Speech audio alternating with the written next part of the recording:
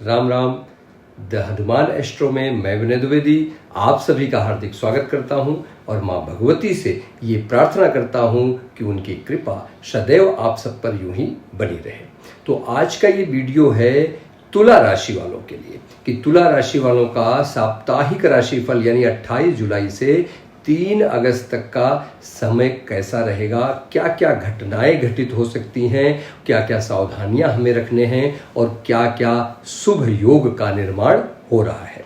और लास्ट में बात करेंगे कि हमें क्या उपाय करके अपने जीवन में पॉजिटिविटी लानी है। तो देखिए,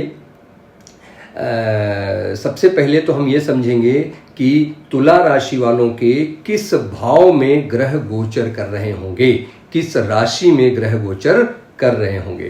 तो लग्न भाव पर कोई ग्रह नहीं है। आपके पंचम भाव जो बुद्धि का भाव होता है वहां पर राहु महाराज विराजमान रहेंगे। आपके छठे भाव जो रोग ऋण शत्रुओं का होता है वहां पर शनि महाराज विराजमान रहेंगे। आपके भाग्य भाव यानी नवम भाव मिथुन राशि में गुरु और शुक्र महाराज विराजमान रहेंगे।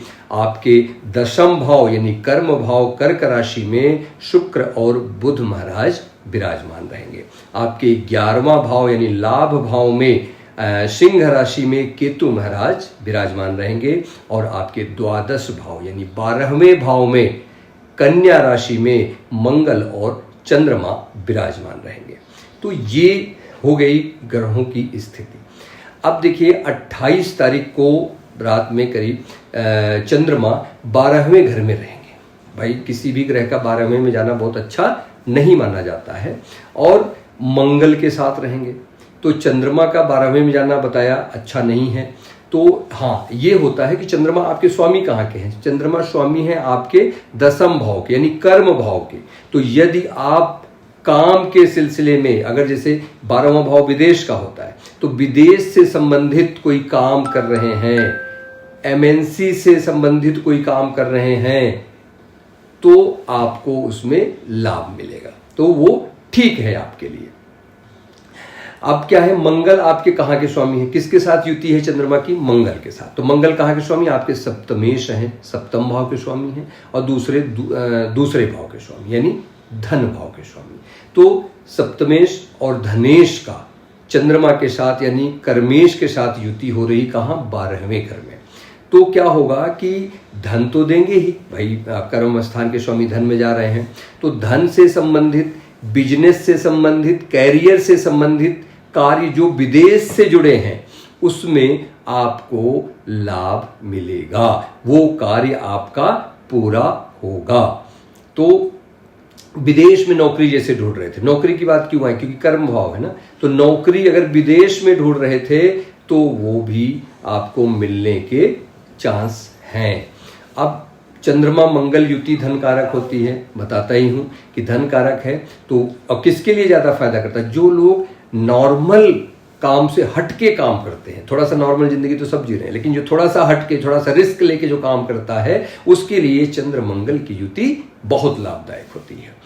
अब धनेश, यहाँ पे माइनस पॉइंट क्या है कि जो धनेश है, धन भाव के स्वामी कौन है, मंगल महाराज कहाँ बैठे हैं, 12वें भाव। 12वां भाव क्या होता है, खर्चे का। तो मंगल जब धन भाव के स्वामी खर्चे के भाव में चले गए तो क्या होगा, और धन का खर्च, व्यय भाव है 12वां, यानी कि धन के खर्च भी बहुत होंगे। उस पे आप जरा सा कंट्रोल कीजिएगा, खर्चे बहुत होने वाले हैं। शनि की दृष्टि है चंद्रमा महाराज पे, तो क्या हो गया, विष दोष का निर्माण हुआ।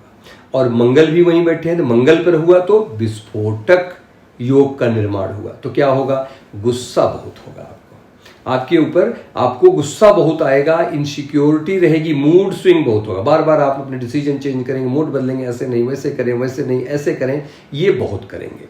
अशांति, इसी सब के कारण अशांति रहेगी। अब मैं क्या बताया, गुरु की भी दृष्टि पड़ रही है, आगे चल के गुरु की भी दृष्टि पड़ेगी जब चंद्रमा शिफ्ट करेंगे।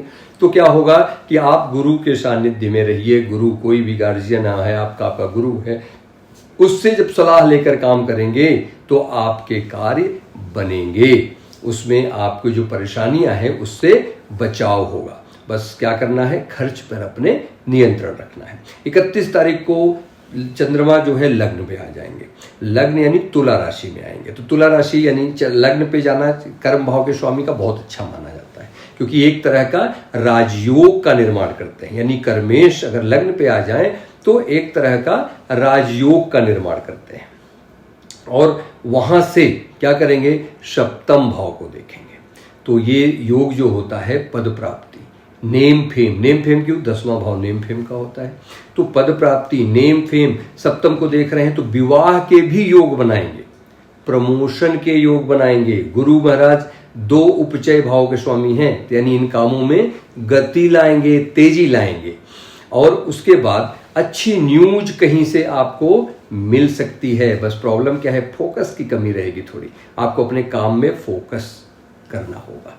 अब इसके बाद गुरु ओवर थिंकिंग देते हैं, राहु की भी दृष्टि है, तो राहु तो भैया लिमिटलेस हैं, उनके तो कोई लिमिट ही नहीं है। तो ओवर थिंकिंग से बचिए। इस टाइम आपके, इस हफ्ते आपके ओवर थिंकिंग बहुत होगी, जिसके लिए आप बस थोड़ा सा अपने आप को ओवर थिंकिंग से बचाइएगा। 2 अगस्त को चंद्रमा आपके दूसरे भाव में यानी वृश्चिक राशि में आ जाएंगे, धन भाव में आ जाएंगे, नीच हो जाएंगे। वहां पर नीच के चंद्रमा हो जाएंगे। नीच का होना ऐसा बहुत कोई बुरा नहीं होता है। अब नीच के हो जाएंगे, पहला चीज। दूसरा, केंद्रुम दोष का निर्माण बनेगा। केंद्रुम क्या, न चंद्रमा के आगे कोई ग्रह, न चंद्रमा के पीछे कोई ग्रह, तो केंद्रुम दोष का निर्माण होगा। और गुरु से छठे हो जाएंगे तो सकट योग का निर्माण होगा। यानी 3 चीजें से चंद्रमा पीड़ित हो रहे हैं, तो थोड़ा सा ये टाइम आपके लिए अच्छा नहीं रहेगा, खास करके 2 अगस्त से। तो उस पर क्या करना है कि अपने आपके कुटुंब में प्रॉब्लम हो सकती है, क्योंकि दूसरे भाव में हो रहा है जमावड़ा, सारे ग्रहों का प्रभाव दूसरे भाव में हो रहा है, तो आपके कुटुंब में प्रॉब्लम होगी। प्रॉब्लम कहाँ से होगी, आपकी वाणी से। क्यों, क्योंकि दूसरा भाव वाणी का होता है। अब दूसरे वाणी से, आप केंद्रुम भाव है, आप समझ ही नहीं पाएंगे कि मैं क्या बोल रहा हूं, क्यों बोल रहा हूं, कैसे बोल रहा हूं, कुछ ऐसा बोल देंगे जिसकी वजह से लड़ाई होगी, प्रॉब्लम्स होगी। अब करना क्या है, कम बोलिए भाई। इसका उपाय क्या है, कम बोलिए, जितना हो सके कम चुप रहिए। जब बहुत जरूरत हो तभी बोलिए, सोच समझ के बोलिए। अब इन्वेस्टमेंट करने से बचे, थोड़ा सा इन्वेस्टमेंट से बचिए, कोई गलत डिसीजन हो सकता है। अब बात करता हूं मैं कैरियर की। कैरियर की बात करूं तो कैरियर तो भाई अच्छा है। जॉब चेंज करना चाह रहे थे तो कहीं ढूंढ रहे थे तो उसमें जॉब चेंज कर सकते हैं। प्रमोशन के लिए बता ही दिया, प्रमोशन के चांस बन रहे हैं। हाँ, बस एक क्या काम है ना, ऑफिस में आपको करना क्या है, इन्वॉल्वमेंट दिखानी है। आजकल भाई काम दिखावे का होता है ना, तो ये एक हफ्ता जो है आपको खूब दिखाना है कि मैं अपने कैरियर में, अपने काम में बहुत बिजी हूँ। इन्वॉल्वमेंट दिखाइए कि बहुत इन्वॉल्व है। बिजनेस वालों की बात करता हूँ, जो लोग व्यापार करते हैं, आगे बढ़िए, पीछे मत रहिए, आगे नए नए अपॉर्चुनिटी ढूंढिए, आगे बढ़िए। कुछ सीखने की, चाहे आप वो बिजनेस के तरीके, बिजनेस का कोई आइडिया आप सीखने का टाइम है। R&D करिए, मार्केटिंग करने का समय है। इस समय अगर मार्केटिंग करते हैं खूब अच्छे से और R&D करते हैं, रिसर्च करते हैं, तो आप आगे बढ़ेंगे। प्यार की बात करूं, जो लोग लव लाइफ में हैं, तो थोड़ा सा एक्सेप्टेंस लाइए, एक्सेप्ट करना सीखिए चीज़ों को, और खुलकर बात करें। अपने अंदर कोई बात दबाकर मत रखिए, नहीं तो प्रॉब्लम आएगी। अब मैं बात करता हूं वैवाहिक जीवन की, तो डिस्कशन करिए। आप डिस्कस नहीं कर रहे हैं इस टाइम, चीज़ें अच्छी नहीं चल रही हैं, डिस्कशन करिए। झगड़े से बच के रहिए, झगड़े होने के भी आसार हैं। एक काम इसमें करिए, उपाय है कि माफ़ करिए, लेट गो करिए और आगे बढ़िए, तो आपका वैवाहिक जीवन सही चलता रहेगा। अब बात करते हैं स्टूडेंट की, जो बच्चे पढ़ रहे हैं। तो थोड़ा सा भाई देखिए क्या है, अभी इस हफ्ते में आपके पेशेंस की कमी है। थोड़ा पेशेंस रखिए, जल्दबाजी में कोई काम मत करिए, ओवर थिंकिंग से बचिए। बहुत सोच रहे हैं, ओवर थिंकिंग बहुत ज़्यादा है। अब मैं बात करता हूँ बीमारियों की, सेहत कैसा रहने वाला है। तो अगर आपको पेट से संबंधित कोई प्रॉब्लम है तो बढ़ सकती है। बीपी की बताया ना, एंजाइटी थोड़ी रहेगी क्योंकि चंद्रमा पीड़ित हो रहे हैं। बोन से संबंधित, हड्डियों से संबंधित, आँख और डिप्रेशन रह सकता है, दांतों से प्रॉब्लम हो सकती है। तो ये सब थोड़ा सा आप ध्यान रखिए। और उपाय क्या है, उपाय की बात करूं तो माँ दुर्गा जी की पूजा कीजिए, दुर्गा चालीसा का पाठ करिए और उनको भोग लगाइए। तो ये सब जो भी आपके जीवन में निगेटिविटी है वो सब अवश्य दूर होगी और माँ भगवती की कृपा होगी तो जरूर आप अपने लक्ष्य को प्राप्त करेंगे। चलिए आज के लिए इतना ही। और अगर हमारे चैनल पर आप अभी जुड़े हैं तो ज़रूर हमारे चैनल को सब्सक्राइब कर लीजिए। हमारा वीडियो देख रहे हैं, पसंद आए तो ज़रूर सब्सक्राइब कीजिए और मिलते हैं नेक्स्ट वीडियो में। तब तक के लिए नमस्कार।